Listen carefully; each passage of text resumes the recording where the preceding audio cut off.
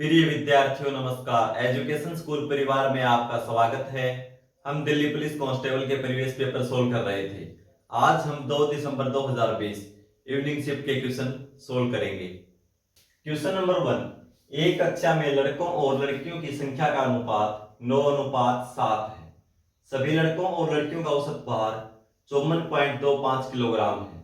यदि लड़कियों का औसत भार 52 किलोग्राम है तो लड़कों का औसत भार कितना होगा?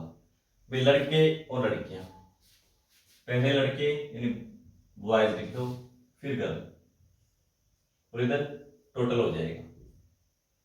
किस अनुपात में है? 9:7। लड़के 9 हैं तो लड़कियां 7, इस रेशियो में है। टोटल कितने हो जाएंगे? देखो 9 और 7 जोड़ देंगे, कितना हो जाएगा? 16। ठीक है, अब बता क्या रखा है? ये जोड़ा है तो दोनों को हम जोड़ देंगे। ठीक है, 9 लड़के 7 लड़के, इस रेशियो में 9:7। टोटल कितने हो जाएंगे? 16। टोटल 16 ही मान लिए।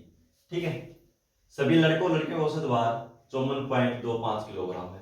सभी का बता रखा है इनका, तो कुल योग कितना हो जाएगा? इसे गुणा कर देंगे 54.25, दशमलव हटा देंगे बटा में 100। सभी लड़कियों का औसत भार कितना बता रखा है? 52 किलोग्राम। लड़कियों का 52, तो 7 गुना 52। लड़कों का औसत भार हमें निकालना है, तो क्या करेंगे? x मान लेते हैं। अब इस्तेमाल कर दो। ठीक है, कैंसिल होता है, कैंसिल कर दो। 4 से हो जाएगा 4, तो 4 से 25। 25 से ये कैंसिल हो जाएगा, तो लास्ट में देखो क्या है? 25। लास्ट के दो अंक 25 से भाग जा रहे हैं, तो संख्या 25 से भाग चली जाएगी। 25 से 2 बार में 50 बचेगा 4, 25 से 25 बचेगा 17, 25 7 175। इधर देखो क्या बचा? 217 को 4 से गुणा करेंगे, 200 गुणा 4 800, 17 गुणा 4 68, यानी 868। इधर 9x प्लस 7 से गुणा करेंगे तो ये प्लस में होगा ना, उस साइड जाएगा तो ये माइनस में। 7 को 52 से गुणा करेंगे, 50 को 7 से कर दो, कितना हो जाएगा? 350, और 7 गुणा 2 14, 364 हो जाएगा। ठीक है, 364 इसमें से घट जाएगा, इस साइड आएगा। इधर क्या बचेगा? 9x। ठीक है, 9x प्लस में कितना था? 364, उस साइड आया था माइनस का, तो इसमें से घटा दो, कितना बचेगा? 4 0 5 504। 9x की वैल्यू हमें चाहिए, x की वैल्यू, तो क्या करेंगे? 9 से भाग दे दो। 9 से 5 बार में 45 बचेगा, 5 9 6 54। कितना है x की वैल्यू? 54। यानी लड़कों का औसत भार कितना है? Sorry 56 kilogram. Option A. Question number 2, 7,560 रुपए की एक धनराशि को ए, बी और सी के बीच इस प्रकार बांटा जाता है कि यदि उनके हिस्सों में से क्रमशः 400 रुपए, 300 रुपए और 260 रुपए कम कर दिए जाएं तो उनके हिस्सों का अनुपात 4:2:5 हो जाता है। बी के हिस्से की मूल धनराशि कितनी थी? ये क्वेश्चन भी लगभग हर शिफ्ट में रिपीट हो रहा है। ठीक है, ये क्वेश्चन भी हर शिफ्ट में लगभग। देखो 3 व्यक्ति हैं ए बी सी, और कितने रुपए बांटने हैं इनको? 7,560 रुपए बांटने हैं। फिर क्या बताता है? वे इनके हिस्सों में से ए के हिस्से में 400, बी के हिस्से में 300 और सी के हिस्से में 260 रुपए कम कर दें। इसके हिस्से में 400 कम कर दें, जो भी साइज का, इसमें से 300 और सी के हिस्से में 260 रुपए कम कर दें। कम करने के बाद अनुपात क्या हो जाता है? 4:2:5। ये अनुपात कब होता है? जब ये रुपए कम कर देंगे हिस्सों में से। ठीक है, तो कुल रुपए हैं कितने? 7,560 रुपए। तो इसका मतलब देखो, ये पैसे हम बांटेंगे ही नहीं। इसके हिस्से में से 400, ये 300 और ये 260, ये जोड़ दो सभी। भाई कम तो इनके हिस्सों में से होना ना, तो 400 300 700 700 और 260 कितना हो जाएगा? 960 रुपए। सभी को जोड़ देंगे इनको। ठीक है, यानी 960 रुपए कम बांटे तो कैसे बटेंगे वो? 4:2:5। तो 960 रुपए इसमें से कम कर दो, कितना आएगा? यानी कुल बांटे कितने रुपए? 6,600 रुपए। ठीक है, ये रुपए हमने कम कर दिए, लास्ट में ये ऐड कर देंगे। ठीक है, यानी 6,600 रुपये किस अनुपात में बांटे हैं? 4:2:5। कुल योग कर लेंगे, 4 और 2 6, 6 और 5 11। 11 अनुपात की वैल्यू कितनी है? 6,600। एक अनुपात की वैल्यू निकालेंगे तो 11 से भाग दे तो कितनी आएगी? 600। एक अनुपात की वैल्यू 600 आ जाएगी। निकालना क्या है? बी के हिस्से की मूल राशि। एक अनुपात की वैल्यू 600, 600 से गुणा कर दो इसको, यानी 1,200 रुपये। कब है ये 300 रुपये कम करने के बाद है, लेकिन 300 रुपये तो बाद में कम किए ना, ठीक है। यहाँ पे था इसका हिस्सा 1,200 रुपये और 300 रुपये कम कर रखे हमने, 300 इसमें ऐड कर देंगे। कितना हो जाएगा? 1,500 रुपये उसकी मूल राशि पी के हिस्से में, ठीक है। Option D. Question number 3। एक ठोस लंबवर्तीय शंकु के आधार का व्यास 66 सेंटीमीटर है और इसके वक्र पृष्ठ का क्षेत्रफल 2145 पाई सेंटीमीटर स्क्वायर है। शंकु का आयतन घन सेंटीमीटर में कितना होगा? शंकु, ये देखो शंकु भी जोकर के टोपी के आकार का होता है, ठीक है। ये क्या होता है? इसका हाइट h और ये त्रिज्या r, और ये क्या होता है भाई? तिरछी ऊंचाई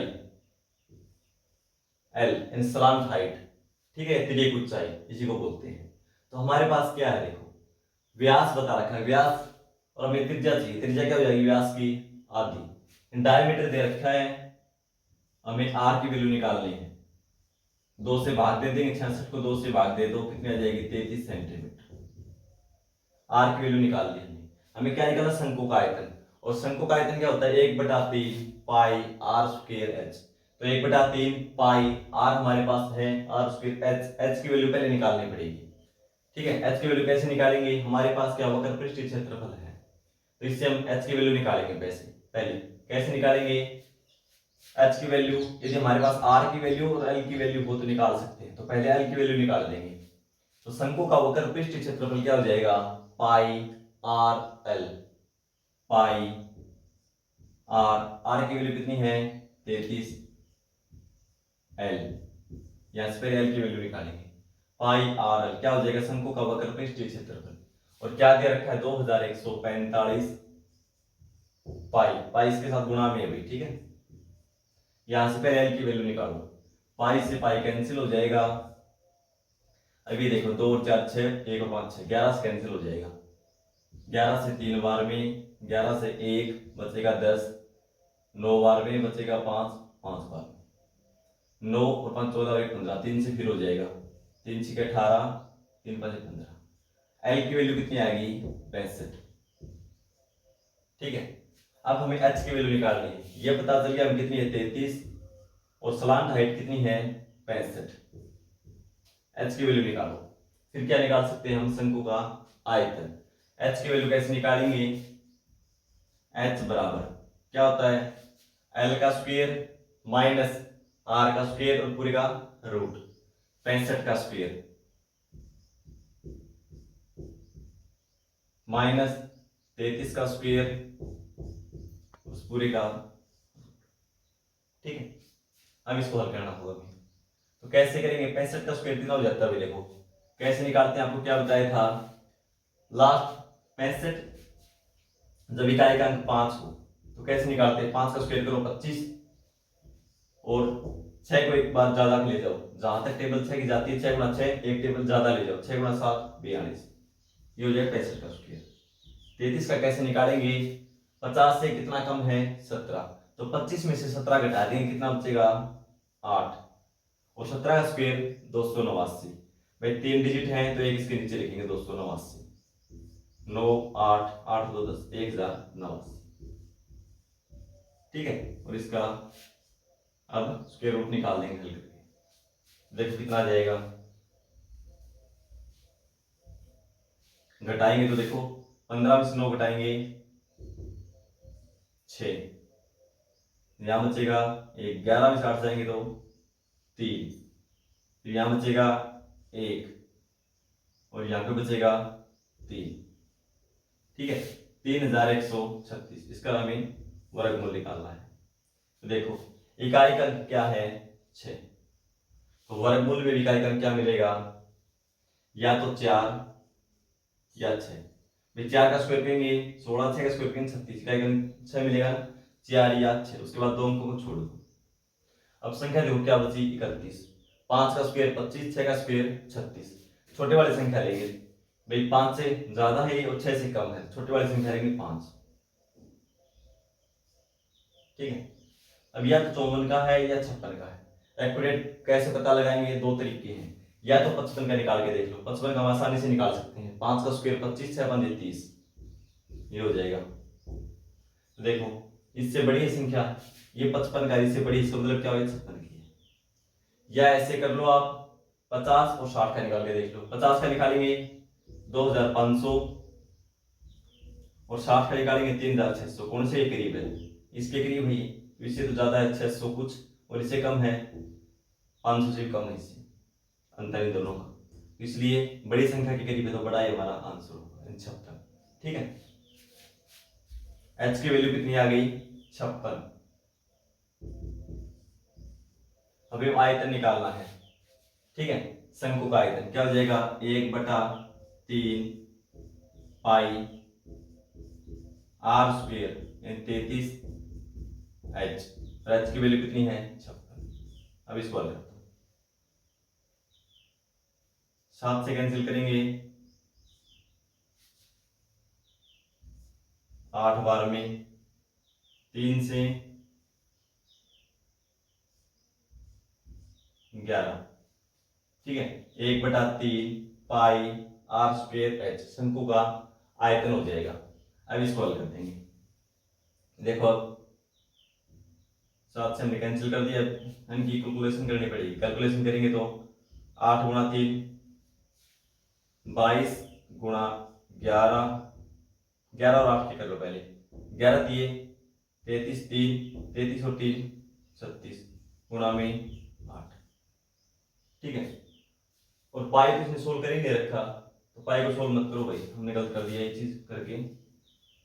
पाई का मान पाई रखो, आंसर ऐसे भी ठीक आएगा, लेकिन ऑप्शन में क्या दे रखा है, पाई दे रखा है, तो इसको हल मत करो।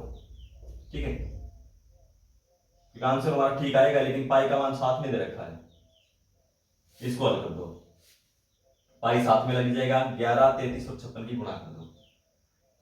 इसकी गुणा करेंगे कितना आएगा, 56, 11 छके 66, 6 55 और 6 61, और 33 से और गुणा कर दो इसको, तो गुणा में पाई है। 33 गुणा 6 198, बचेगा 19, 33 और 19 52, 5 33 छके 198 और 5 203, और साथ में पाई लग जाएगा। सेंटीमीटर था तो ये घन सेंटीमीटर में हो जाएगा। क्वेश्चन नंबर 4, एक व्यक्ति ने 60 किलोमीटर की यात्रा की और पुनः आरंभिक बिंदु पर वापस आ गया।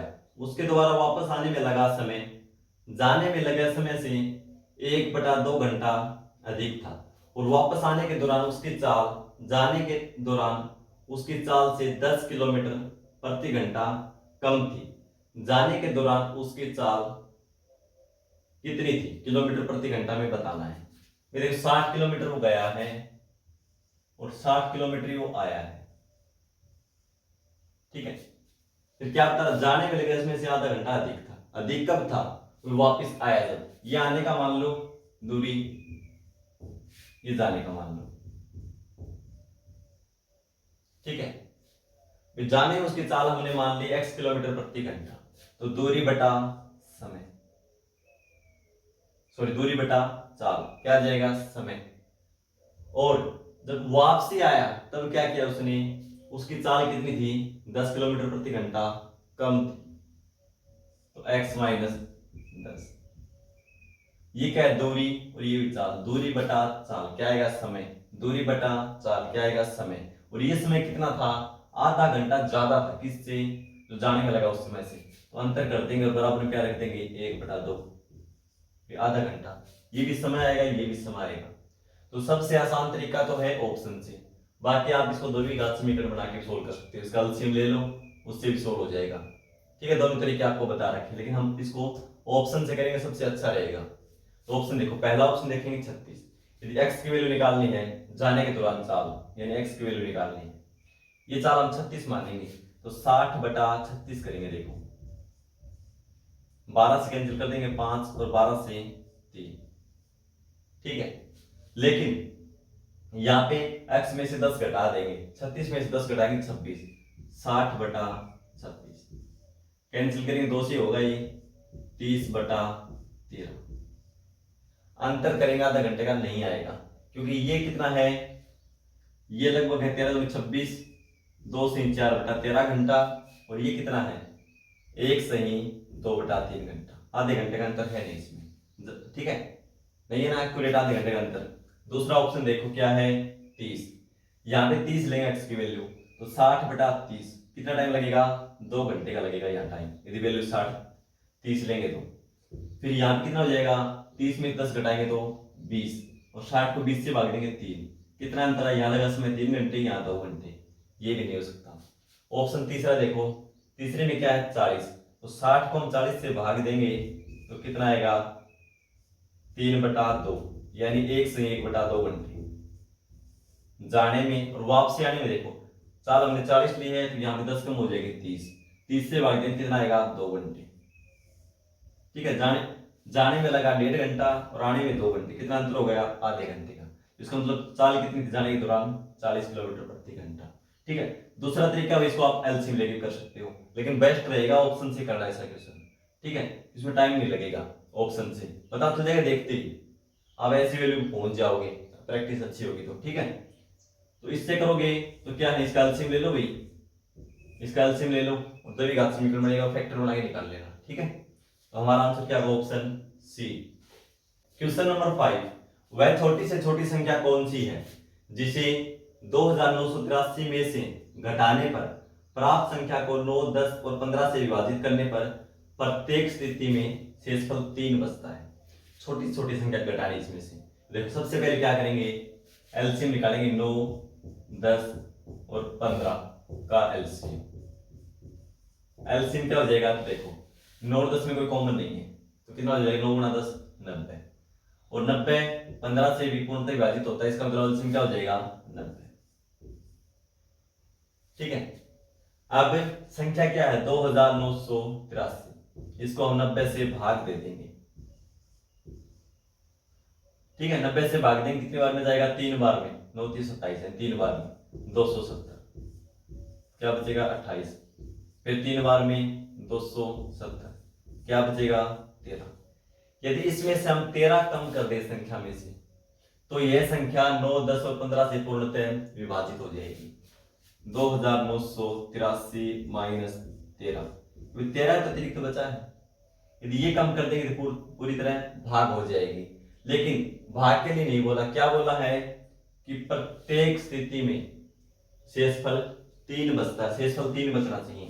13 घटा देंगे क्या हो जाएगा, सभी से पूरी भाग हो जाएगी, 3 बचना चाहिए, तो 3 इसमें ऐड कर दो, ठीक है।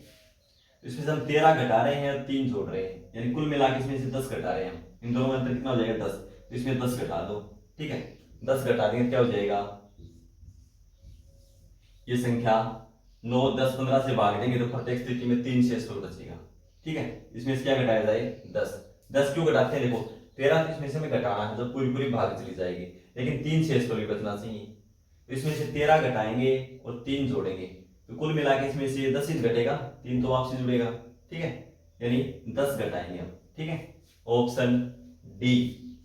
क्वेश्चन नंबर 6, 72 मीटर, 210 मीटर और 222 मीटर भुजाओं वाले त्रिभुजाकार मैदान का क्षेत्रफल उस आयताकार बगीचे के क्षेत्रफल के बराबर है जिसकी भुजाओं का अनुपात 21:10 है। आयताकार बगीचे का परिमाप कितना है, तो देखो सबसे पहले क्या बता रहे, आयताकार बगीचे के क्षेत्रफल के बराबर है,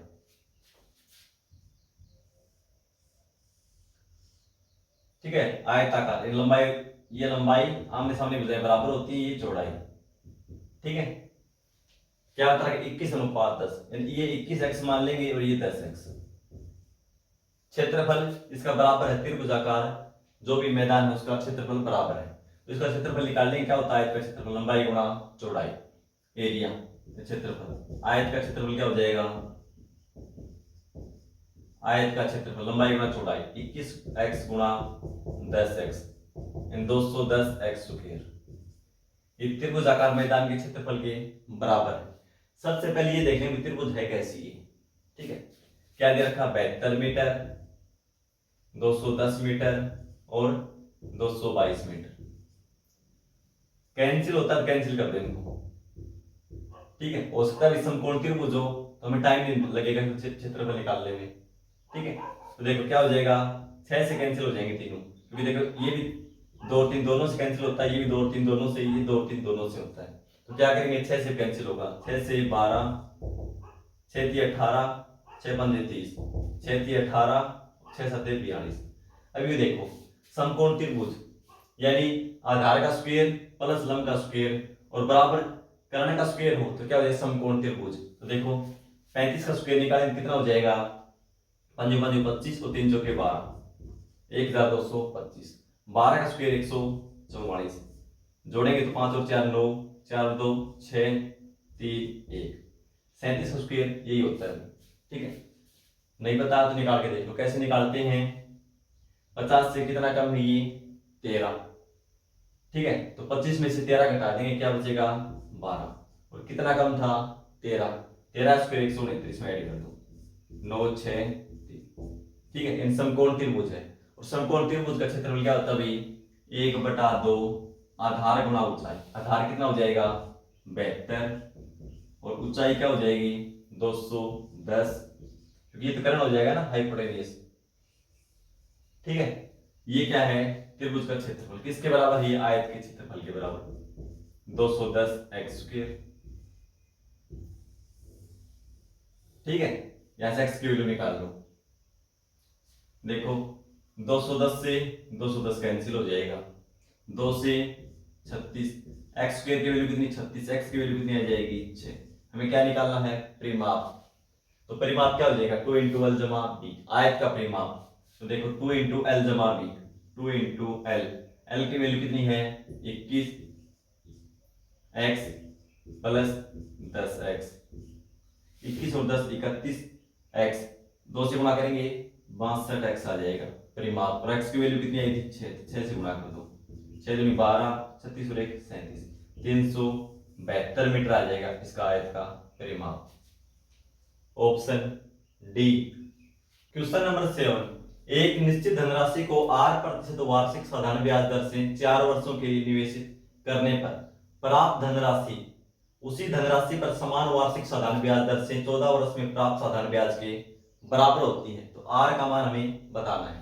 तो देखो एक निश्चित धनराशि है 8% वार्षिक साधारण ब्याज दर से। ठीक है, धनराशि मान लेंगे मूलधन। ठीक है, मूलधन मान लिया पी, प्रिंसिपल पी लिख लिया हमने। दर क्या है 8% वार्षिक और समय क्या बता रखा है, समय बता रखा है शुरू में 4 वर्ष। 4 वर्ष में जो धनराशि प्राप्त होती है, धनराशि क्या हो जाएगी मूलधन प्लस ब्याज यानी मिश्र धन 4 वर्ष का। तो निकाल दो 4 वर्ष का पहले मिश्र धन। तो देखो क्या हो जाएगा मूलधन प्लस ब्याज। तो मूलधन कितना है P प्लस ब्याज क्या हो जाएगा मूलधन गुणा दर गुणा समय और बटा में 100। ये क्या है 4 वर्ष का मिश्र धन।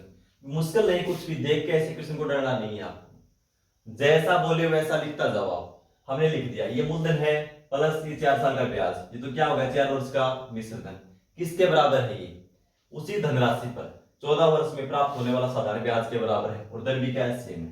तो लिख दो क्या दिक्कत है, मूलधन P दर क्या है R। ठीक है, मूलधन भी सेम है दर भी सेम है, समय कितना है 14 वर्ष और बटा में 100। 14 वर्ष के ब्याज के बराबर है ये धनराशि, ये तो 4 वर्ष का मिश्र धन और ये 14 वर्ष का ब्याज बराबर है, बराबर रख दो। अब इसको सोल्व कर दो। ठीक है, इसको सोल्व करेंगे तो एलसीएम 100 हो जाएगा, 100 गुणा P 100P प्लस ऊपर क्या हो जाएगा 4PR और बटा में क्या पूरे के 100 बराबर 14PR बटा में 100।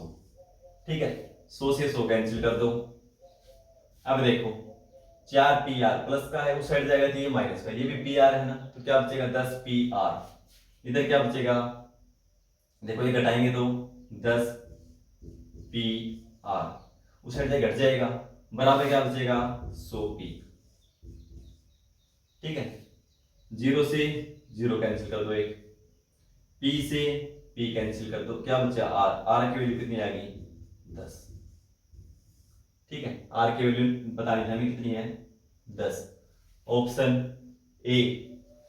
क्वेश्चन नंबर 8, अरुण अपनी मासिक आय का 30% राशन पर, शेष धनराशि का 20% किराए के रूप में और शेष धनराशि का 45% बच्चों की शिक्षा और अन्य मदों में खर्च करता है। यदि वह एक माह में 5,544 रुपए की बचत करता है तो वह किराए पर कितनी धनराशि खर्च करता है। किराए पर पूछा भी कितना खर्च करता है। सबसे पहले देखो किराए पर खर्च करता है कितना रियल में, अपनी मासिक आय का 30% राशन पर। मासिक आय हमने मान ली x, ठीक है, x का 30% राशन पर खर्च करता है धनराशि। ये अपने आप में 100% है, 30% खर्च करते हैं क्या बचेगा 70%। इसका 70% निकाल देंगे, 70/100 क्या लिखेंगे हम 7/10। अब ये अपने आप में 100% है। इसका किराए पर शेष धनराशि का 20% किराए के रूप में, इसका 20% किराया करता है खर्च, तो किराए की वैल्यू निकाल दो पहले, यानी इसका 20% यानी 20/100, तो हम क्या लिखेंगे 1/5। हम किराए का देख रहे हैं पहले, तो कितना हो जाएगा, कैंसिल तो होता नहीं, 7/50x।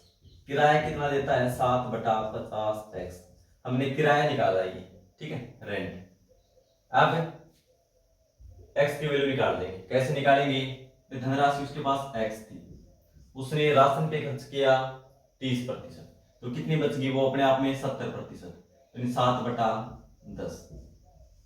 ठीक है, अभी अपने आप में 100% है, तो उसने क्या किया, शेष धनराशि का 20% किराए के रूप में, इसका 20% किराया दे देगा, तो क्या बचेगी अपने आप में धनराशि 80%, यानी इसका 80% हो जाएगा।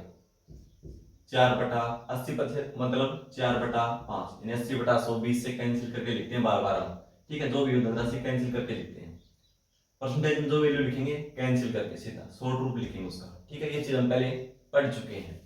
4/5 फिर क्या करता है, शेष धनराशि का 45% बच्चों की शिक्षा पर, यह अपने आप में 100% है, इसका 45% खर्च कर देता है, कितने बचेगी 55%। 55/100, 5 से कैंसिल करके लिखेंगे 11/20। अब कितनी धनराशि बच गई, ये धनराशि बच गई, ठीक है, बचत है अभी किसके बराबर, ये 5,544 के बराबर। यहां से x की वैल्यू निकाल दो, ठीक है, तो देखो कैंसिल कैसे करेंगे इसको, 11 से हो जाएगा 5 0 4, अब 7 से हो जाएगा 7 बार में 2 बार में, 4 से हो जाएगा 18। यहाँ क्या बचा देखो, 20 × 500, 100 × 10 1000, और ये क्या 18, तो x की वैल्यू कितनी हो जाएगी, उस साइड जाएगी गुणा में, 18,000। x की वैल्यू 18,000 है, यानी उसकी मासिक आय कितनी थी 18,000 रुपए। और किराए पे पूछा है, किराए पे खर्च कितना 7/50x, यानी x का वैल्यू कितनी है 18,000, तो इसे गुणा कर दो, 7/50 गुणा में 18,000, क्योंकि ये वैल्यू हमने पहले निकाल ली अलग से, ठीक। 0 से 0, 5 से करेंगे 5 से 15, 3 5 से 360, 0 7 से 42, 4 21 और 4 25, यानी किराए पे कितना खर्च करता है वो 2,520 रुपये। Option C. क्वेश्चन नंबर 9, एक वस्तु का अंकित मूल्य 2,400 रुपये है, इस पर 15%, 10% और x% की 3 क्रमिक छूटे देने के बाद इसे 1,542.24 रुपये में बेचा जाता है, x का मान क्या है। इस क्वेश्चन को सोल्व करके आंसर कमेंट बॉक्स में लिखेंगे। मिलते हैं अगली क्लास में, धन्यवाद।